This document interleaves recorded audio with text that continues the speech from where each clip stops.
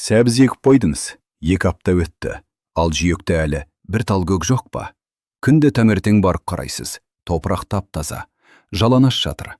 Қылтиған бір өскін көрінбейді. Ішімізден бірден күмән басталады. Тұқым ескі болды ма? Терең көміп жібердім бе? Әлде тым бетіне сеуіп қойдым ба? Су аз дейді ме? Көп құйып жібердім бе? Құстар шоқып кетті ме? Құмырсқа тасып алды ма? Қазақстанның көп өңірінде сәбізбен дәл осындай жағдай жиі болады. Әсіресе көктем желді, күн бірде ыстық, бірде салқын болып тұрғанда. Таңертең суардан жер түске дейін кеуіп кетеді. Ал сәбіздің тұқымы дәл осыны көтере алмайды. Көп адам осы жерде асығыс қателік жасайды. Жүйекті қайта қопыстады. Үстінен тағы тұқым себеді, қайта қазады. Күнде шелекпен су құя бастайды. Сөйтіп енді шыға бастаған нәзік өскінді өзі бүлдіріп алады. Негізінде мәселе көбіне тұқымда емес, қолдан да емес. Ең басты себеп қарапайым. Сәбіз тұқымы жатқан үстіңгі топырақ қабатында тұрақты ылғал жетіспейді. Бүгін мен сізге өте қарапайым тәсілді айтамын. Оны маған бір кезде тәжірибелі бағбан көрсеткен еді. Ешқандай қымбат дәрі жоқ. Арнайы құрал да керек емес. Кәдімгі суланған газет қана. Бір қарағанда күлкілі көрінуі мүмкін. Бірақ дәл осы газет бір жылы менің сәбізімді сақтап қалды. Тек бір нәрсені түсініп алайық. Газет сиқыр емес. Ол нашар тұқымды жақсы қылып жібермейді. Дайындалмаған ауыр топырақты бірден құнарлы етпейді. Оның жұмысы басқа. Ол ылғалды дәл сәбізге ең керек жерде, топырақтың үстіңгі қабатында ұстап тұрады. Енді бәрін ретімен айтайын. Бірнеше жыл қатарынан менің сәбізім бірдей қиындықпен шығатын. Көктемде бәрі жақсы басталады. Жер жылынады, топырақ жұмсақ сияқты. Көңіл де көтеріңкі. Қарық жасаймын, тұқым себемін, үстін жабамын, суарамын. Осы жолы жақсы өнім болады деп ойлаймын. Бір апта өтеді, тыныштық. 10 күн өтеді, әлі ештеңе жоқ. 2 апта өтеді, жүйек бос жатыр. Күнде бір әдет. Барып қарайсың, еңкейіп үңілесің. Бір жерде жасыл бірдеңе көрінгендей болады. Жақындап барасаң, арам шөп. Бір жерде топырақ жарылғандай көрінеді. Қазір шығады деп үміттенесің. Бірақ тағы да ештеңе жоқ. Көршінің ауласында шалғам жапырақ жайып тұр. Аскөк құлтиып шыққан. Ақ желкен де көріне бастаған. Ал сенің сәбіз еккен жерің бос. Сырт көзге мүлде ештеңе екпеген сияқты. Содан кейін ой көбейеді. Тұқым ескі болды ма? Сорт дұрыс емес пе? Жер ауыр ма? Терең көміп жібердің бе? Әлде қымтайыз болды ма? Алдын ала жібіту керек пе еді? Тыңайтқыш жетіспеді ме? Бірнеше күннен кейін шыдам таусылады. Бәрін қайта қазып, жамадан себіп тастағын келеді. Мен де солай істейтінмін. Қайта себемін, тағы күтемін. Сосын сәбіз сирек шығады. Бір жерде қалым, бір жерде мүлде жоқ. Жүйектің ортасында бос орын көп. Күзде қазып алғанда сәбіз емес, жемішке қисық тамырлар ғана шығады. Бірі қысқа, бірі 2 айыр. Бірі тек жапырақ болып кеткен. Тамаққа жарайды әрине. Сорпаға қосуға болады. Бірақ қыста сақтайтын, түзу, ірі, әдемі сәбіз туралы айту қиын. Мен сорт ауыстырдым, қымбат тұқым алдым. Түйіршіктелген тұқымда септім, тыңайтқышта бердім. Жүйектің орнында ауыстырдым. Бірақ мәселе қайталана берді. Сәбіз ұзақ шығады, біркелкі шықпайды, кейін әлсіз өседі. Бір жылы мамырдың соңына қарай тағы да бос жүйектің басында тұрдым. Сәбіз әлдеқашан себілген, бірақ өскін жоқтың қасы. Сол кезде көрші бағбанға шағымдандым. Жасы үлкен кісі еді, өмір бойы жермен жұмыс істеген. Бақшасы үнемі жинақы, қызанағы мықты, пияры шелектеп, пиязы түзу, сәбізі біркелкі. Ол келді де менің жүйегіме қараттырды. Ештеңе демеді. Үйіне кіріп кетті. Мен ішімнен болды. Бұл кісі де менің жағдайым қиын екенін түсінді деп ойладым. 1 минуттан кейін ол ескі газеттермен бір шелек су алып келді. Газеттерді сәбіз себілген жүйектің үстіне жайды, жақсылап сулады. Шеттерін тақтаймен бастырып қойды да, енді тиме, кек газет кеуіп кетпесін. Бірнеше күннен кейін ақырым қарап көресін деді. Шынымды айтсам, бұл маған бір түрлі көрінді. Жүйектің үстіне газет жабу ғылыми тәсілге ұқсамайды. Бірақ жоғалтатын ештеңем жоқ еді. Мен газеттің үстінен суарып жүрдім. Ол үнемі дымқыл болып тұрды. Бірнеше күннен кейін шетін ақырын көтеріп барасам, астында ақшыл жіп сияқты өскіндер көрінді. Біреу екеу емес, көп, қатар бойымен біркелкі шығып жатыр. Олар жарық көрмегендіктен бозғылт еді, бірақ тірі, мықты еді. Мен газетті кешке қарай алып тастадым. Жүйекті жайлап суардым. 2 күннен кейін сол ақшыл өскіндер жасылданып, сәбіз қалын әрі біркелкі болып көтерілді. Сол кезде түсіндім. Мәселе тұқымда емес екен, мәселе ылғалда екен. Енді неге бұлай болатынын түсіндірейін. Сәбіз бастапқыда тез шығатын дақыл емес. Оның тұқымы ұсақ, қабығы тығыз. Тұқымның құрамында эфир майлар бар. Олар тұқымды қорғайды, бірақ сонымен бірге оның ылғалды сіңіруін баяулатады. Сондықтан сәбіз 3-4 күнде шығып кетуі міндетті емес. Топырақ жылы әрі ылғалды болса, алғашқы өскіндер шамамен 10-14 күнде көрінеді. Ал ауа салқын болса, жер кеуіп тұрса, немесе тұқым ескілеу болса, 3 аптаға дейін күтуге тура келеді. Мәселе осы жерде басталады. Сәбіз терең себілмейді. Көбіне 1 сантиметр шамасында ғана көміледі. Жеміл құмдауыт жерде сәл кереңірек болады. Ауыр сазды жерде керісінше тайыздау сепкен дұрыс. Яғни тұқым жердің дәл беткі қабатына жақын жатады. Ал Қазақстанның көктемінде сол беткі қабатпен не болады? Таңертең суарасыз, бәрі жақсы. Түске қарай күн шығады, жел тұрады. Әсіресе дала жақта, ашық аулада, саяжайда жел топырақтың ылғалын тез алып кетеді. Кешке дейін жердің үсті кеуіп қалады. Ертең тағы күн, тағы жел. Сол 1 сантиметр қабат қайтадан құрғап кетеді. Ал тұқым осы кезде ояна бастауы мүмкін. Ол су сімірді, қабығы жұмсарды, ішіндегі тіршілік қозғалды. Дәл сол сәтте топырақ кеуіп кетсе, өскін жер бетіне шықпай жатып, өліп қалуы мүмкін. Сіз жиекке қарап, тұқым шықпады деп ойлайсыз. Ал шын мәнінде оның бір бөлігі өне бастаған, бірақ ылғал жетпей тоқтап қалған. Екінші мәселе бар. Ол топырақтың бетінде қатты қабық пайда болуы. Суарып қойғаннан кейін немесе жаңбырдан соң ауыр топырақтың беті қатайып қалады.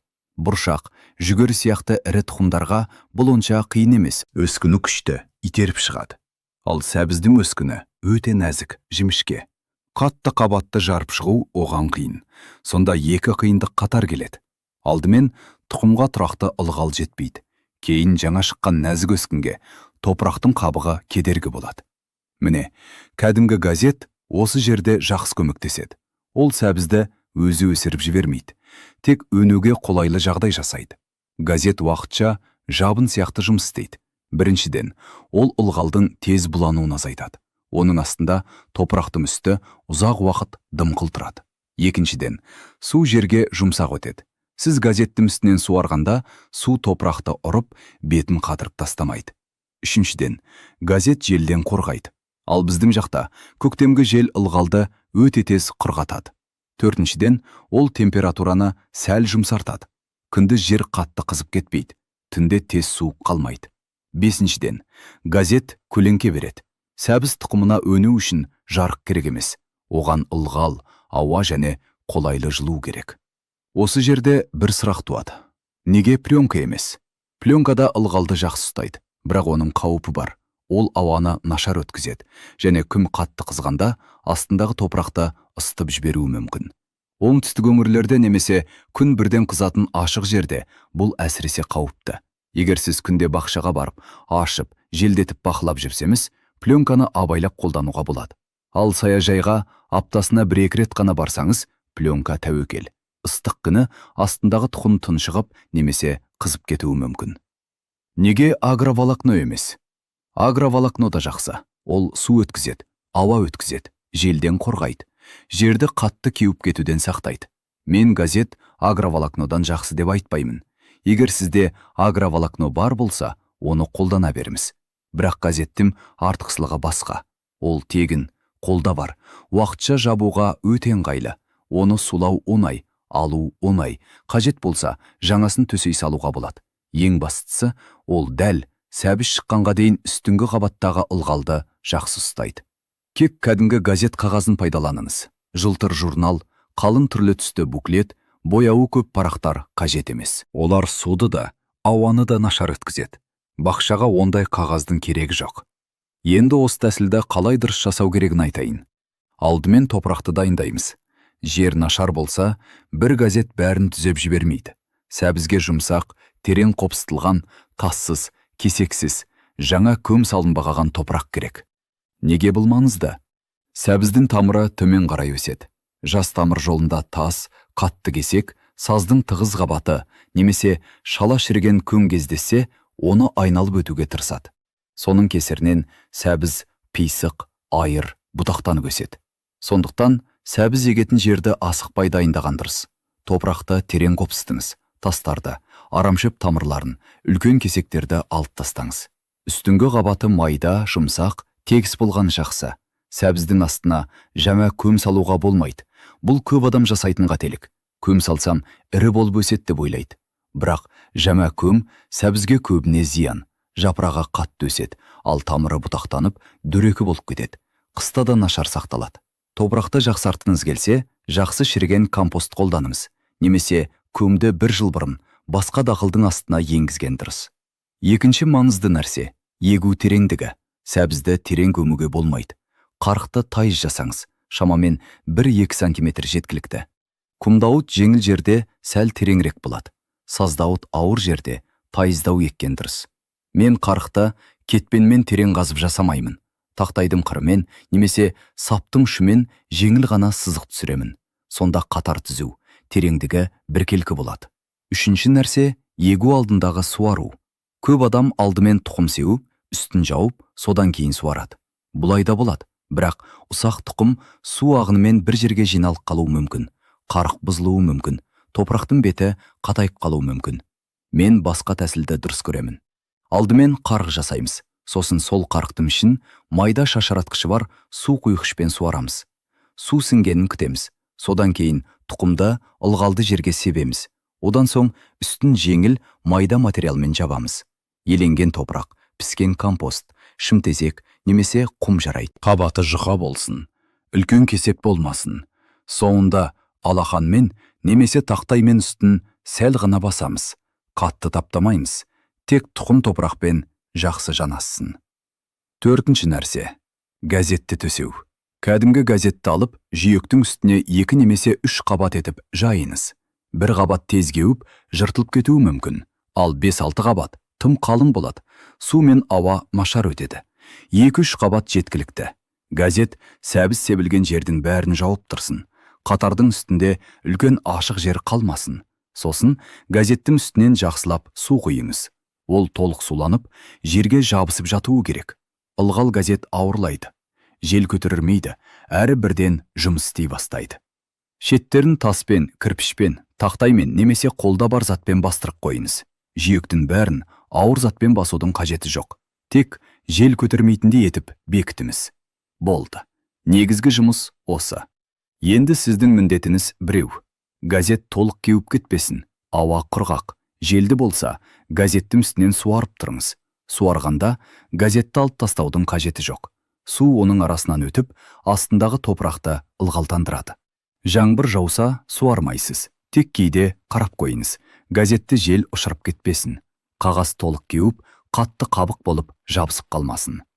Енді ең маңызды сәт. Газетті қашан алу керек? Көп адам дәл осы жерде қателеседі. Газет тек өскін шыққанға дейін керек. Оны ұзақ қалдыруға болмайды.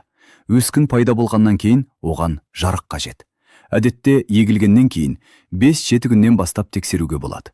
Бүкіл газетті жұлып алмаңыз. Бір шетін ақырын көтеріп, астында не болып жатқанын қараңыз. Ауа салқын болса, тұқым құрғақ болса, сорт баяу шығатын болса, өскін кешігуі мүмкін. Бұл қалыпты жағдай. Бірден уайымдамаңыз. Газеттің астынан ақшыл немесе бозғылт, жасыл жіп сияқты өскіндерді көрсеңіз, газетті алу уақыты келді. Мұны кешке қарай немесе бұлтты күні жасаған дұрыс. Неге түсте емес? Өйткені өскін осы уақытқа дейін ылғалды көлеңкеде болды. Ол өте нәзік. Күнге бірден шықса, әсіресе біздің жақтағы өткір көктемгі күнде әлсіреп қалуы мүмкін. Кешке ашсаңыз, оның түні бойы бейімделуге уақыты болады. Ертеңіне жарықты жеңілірек қабылдайды. 1-2 күннен кейін өскіндер жасылданып, қалыпты өсе бастайды.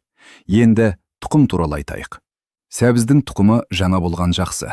Ол ұзақ сақталса, өнгіштігі төмендейді. Егер пакет бірнеше жыл жатып қалса, әсіресе жылы жерде сақталса, нәтиже нашар болуы мүмкін. Егу алдында тұқымды дайындауға болады. Ең қарапайым тәсіл жылы суға бірнеше сағатқа немесе бір түнге салып қою. Кейін суды төгіп, тұқымды сәл кептіріп, сусымалы болған кезде бірден себесіз. Тұқымды бірнеше күн бойы дымқыл шүберекте ұстап, жаппай жарып шыққанын күту міндетті емес. Егер ондай тұқымды өте мұқият себе алмасаңыз, нәзік өскінін зақымдап алуыңыз мүмкін. Тағы бір тәсіл бар. Ол тұқымды оттегімен байытылған суда жібіту.